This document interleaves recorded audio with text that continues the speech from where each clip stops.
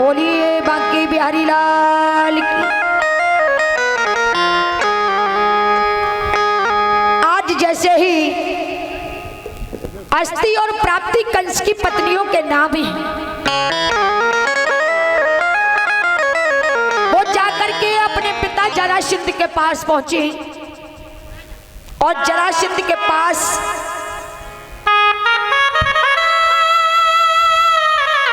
जाकर के कहा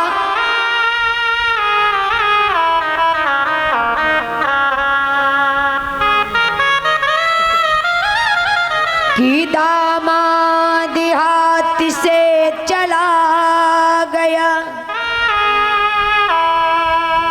और बेटियां रड़ापा भोग रही।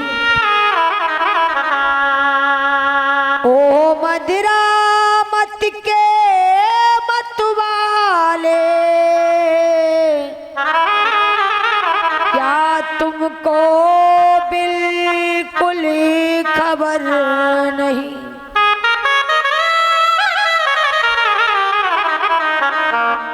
इधर जाकर के जरासंध ने बेटियों की बात को सुना।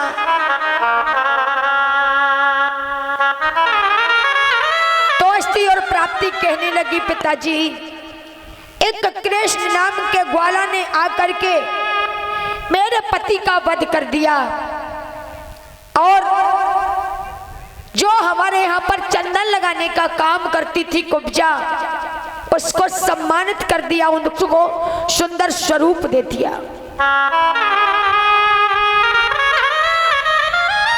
इधर बेटियों की बात को सुनकर के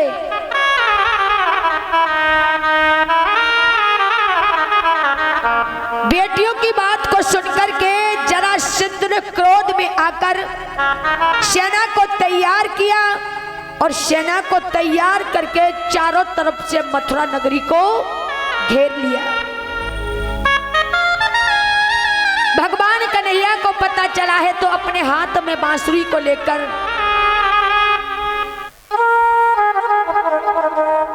जरासंध की सेना के बीच में पधारे। बांसुरी बजाते हुए आज ऐसी माया को फैलाया ही। इधर जरासंध ने जितने भी तालाब थे उनमें जहर घुलवा दिया, जितने भी खेत फले और फूले थे उनको खड़े खड़े कटवा दिया और चारों तरफ से मथुरा नगरी को घेर करके मथुरापुरी पर आक्रमण कर दिया। उसी समय जरासंध भगवान कन्हैया को ललकार करके कहने लगा,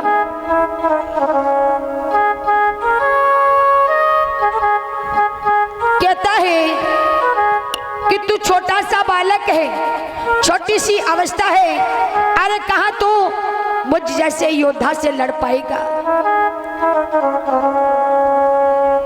कृष्णचंद्र कहने लगे, और सुनते हो बलिदान और गाल बजाना युद्ध में, और है कायर का काम। और गाल तो यानी बातें तो वो करता है जो कायर होता है, और जो कायर नहीं होता वो तो सीधा सीधा आक्रमण करता है। मैं तो तुमसे युद्ध करने के लिए आया हूं। आज भगवान कन्हैया की ऐसी माया देखी कि जरासंध की सेना आपस में ही लड़ भिड़ करके एक दूसरे को कृष्ण समझ करके आपस में युद्ध करने लगी। ऐसी माया भगवान ने फैला दी।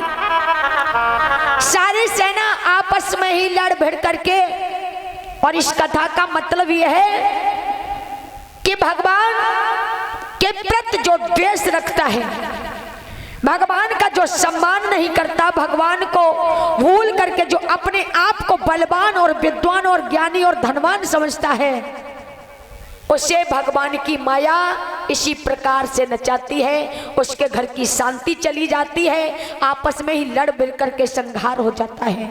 जब वो कितनी भी सेना रख ले, चाहे कितने भी राज्यों को चला ले, कितना भी धन जुटा ले, उसके घर में कभी शांति नहीं आती। आज सेना आपस में लड़ भिड़ करके मर जाती है। इधर भगवान ने, बलराम ने जाकर के पकड़ लिया है जरासंध को, और जरासंध को पकड़कर भगवान कन्हैया से कहने लगे कि छोटे भैया, अब इस दुष्ट का मैं क्या करूं? कि बोले माधव इस पामर के, कि बोले माधव इस पामर के, और दो टुकड़े करके दिखला दो, दो टुकड़े करके दिखला दो, खींचनो खाल सारे तन किया टुकड़े टुकड़े।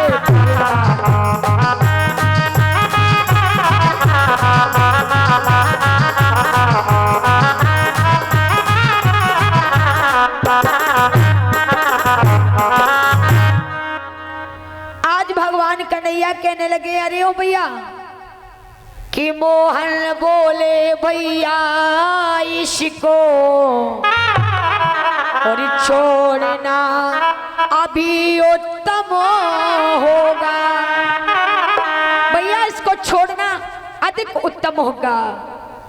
कि मोहन बोले भैया इसको छोड़ना अभी उत्तम होगा, इसके ही द्वारा दान बदल दिन प्रतिदिन अब तो कम होगा।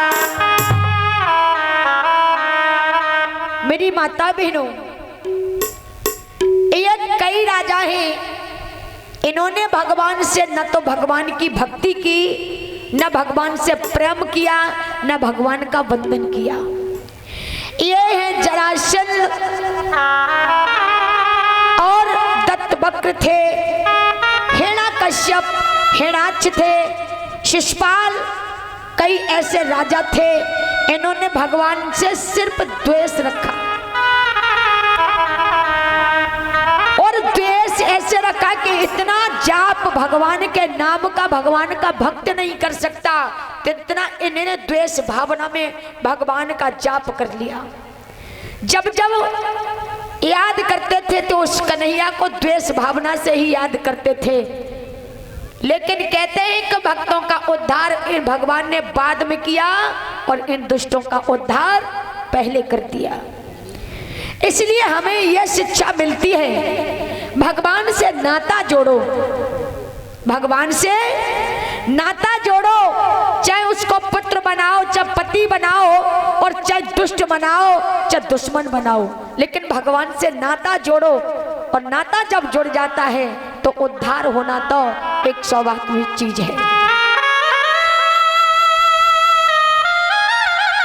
आज बलराम ने जरासंध को पकड़ा, भगवान कन्हैया ने कहा कि छोड़ दो भैया, यदि इसको मार दिया गया तो कहानी खत्म हो जाएगी, इसकी सेना बकाया है वो बच जाएगी, लेकिन अब छोड़ दिया गया तो ये बार बार हमारी मथुरा नगरी पर आक्रमण करेगा और इसकी सेना आपस में ही लड़ भिड़ करके संहार हो जाएगी। आज 17 बार आक्रमण करता है जरासंध, भगवान कन्हैया 17 बार उसको पराजित कर देते हैं। और इधर कुछ दिनों के बाद नारद जी ने जाकर के संदेशा दिया है, नारद जी ने जाकर के काल्यवन को संदेशा दिया कि आजकल मथुरा नगरी में एक कृष्ण नाम का राजा हुआ है, वो छोटा सा राजा यानी छोटी सी अवस्था में है काल्यवन वो बार बार हर व्यक्ति का उद्धार कर देता है, लेकिन अब की बार तेरे ऊपर वो आक्रमण करेगा। अब तो काल्यवन सोचने लगा कि मैं भगवान को ऐसा मौका नहीं दूंगा। लेकिन हे नारद जी, मुझे उसकी पहचान नहीं मालूम है, वो कैसा दिखता है और कैसा लगता है। मैं उसके साथ युद्ध करूंगा तो करूंगा कैसे। आज राजा काल्यवन को बताने लगे हैं। नारद जी समझाकर बोले कि वह मोर मुकटवा लाबा का